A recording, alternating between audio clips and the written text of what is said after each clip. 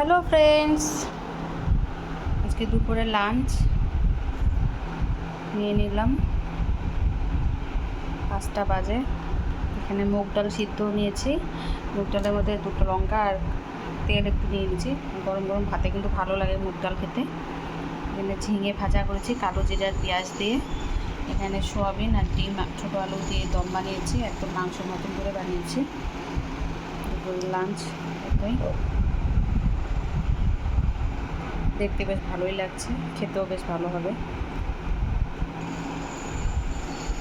আজকে মাছ মাংস কিছু করিনি, এগুলো। ডিম দিয়ে রান্নলি? হ্যাঁ, আমি বললাম তো ডিম রান্না করেছি, সয়াবিন দিয়ে ডিমটা দেখা। ডিম দেখাচ্ছি। এই যে রেসিপি ছোট দেখালি আলু না? আছে। Bye bye friends. এটা রেসিপি, সোয়াবিন ডিম দিয়ে ছোটো আলু দিয়ে রেসিপি লাগলে কমেন্ট করে বলবেন, আমি অবশ্যই দেখাবো।